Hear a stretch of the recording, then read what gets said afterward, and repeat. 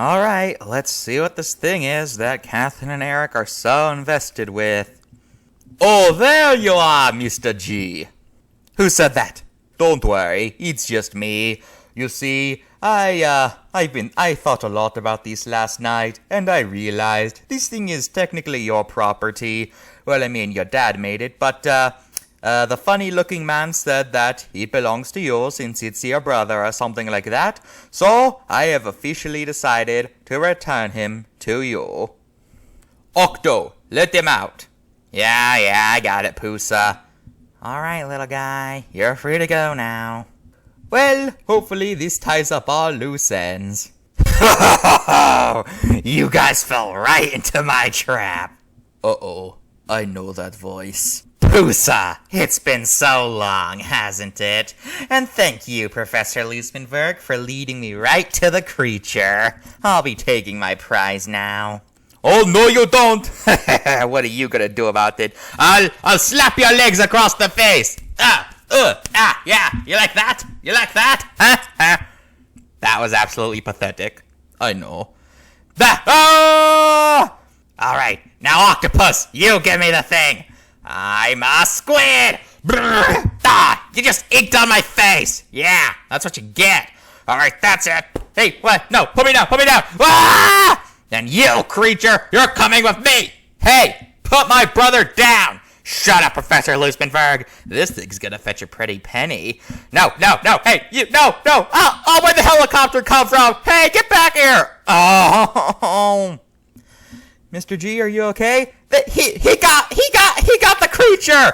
I cannot just stand by and let this happen. Catherine, you're in charge of the video. Rocket boots, go! Click, click, click. Don't drop me this time!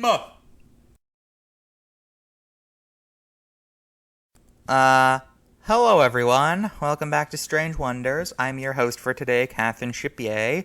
And according to this card that Mr. G left behind, today's topic is all about electrical fish. So, let's get into it.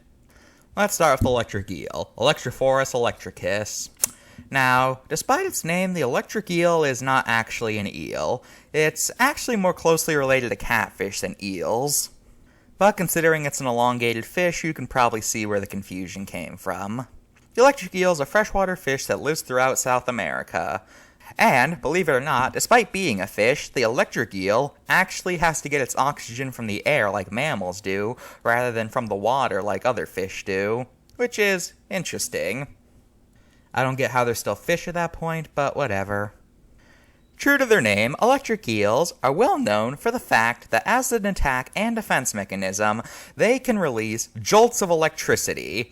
And not just tiny sparks either. These guys can deliver electrical pulses so large they can stop the heart of creatures way bigger than them.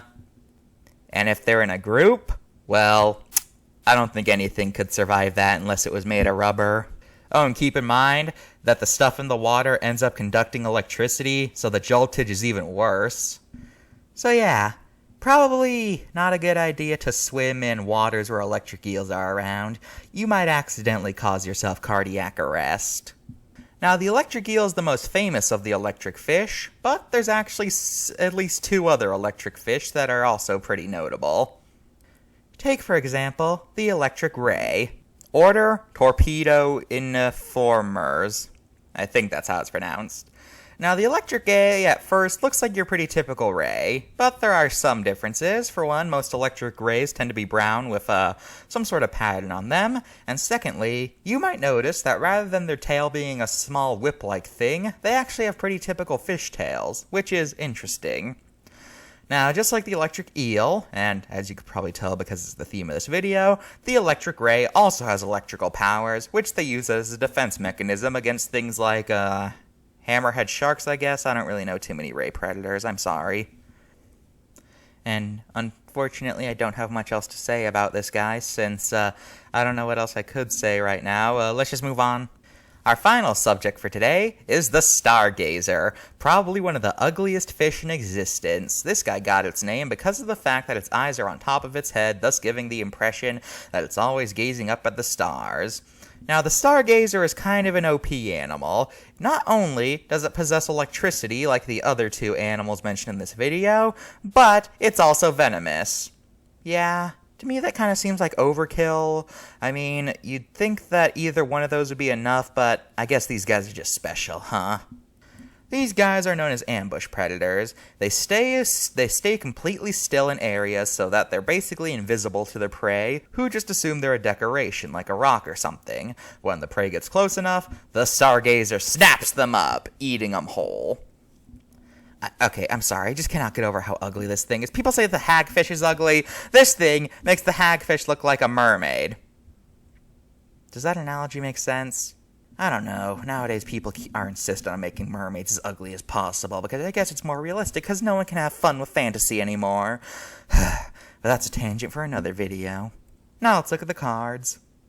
Starting with the electric ray, it seems pretty fine, but according to these notes, they ended up only listing a family when electric eels actually refers to an order, so that's an error right there. But other than that, this is a pretty fine... What is that? What is that? What is that? Is that a mutant fetus? Is that a mutant fetus? What is that thing? What is that?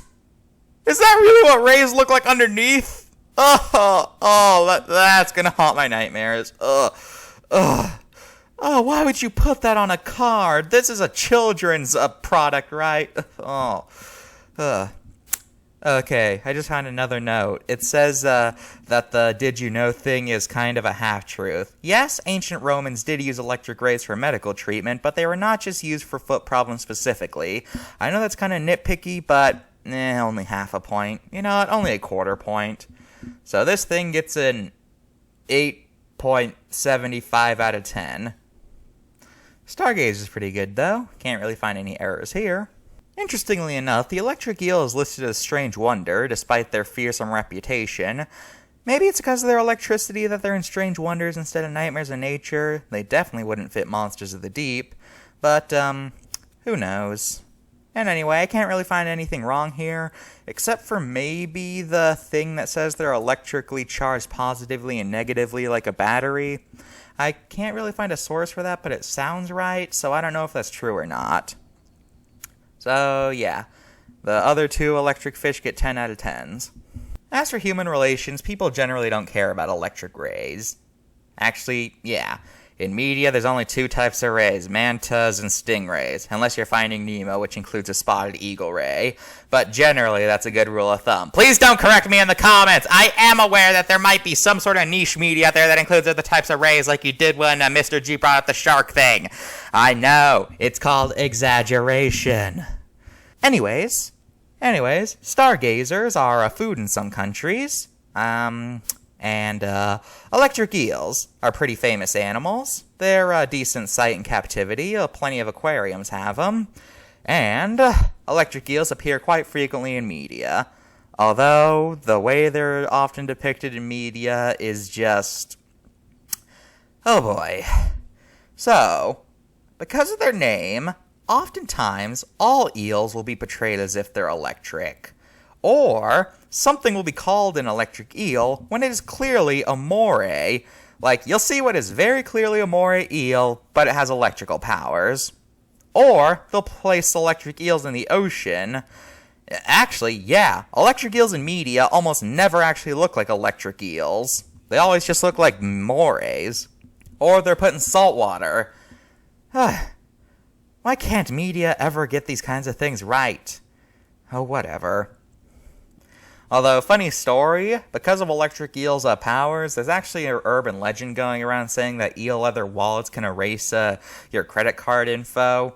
Number one, that's not true, since electric eels aren't even eels. And number two, eel leather, it doesn't even come from eels, it comes from hagfish.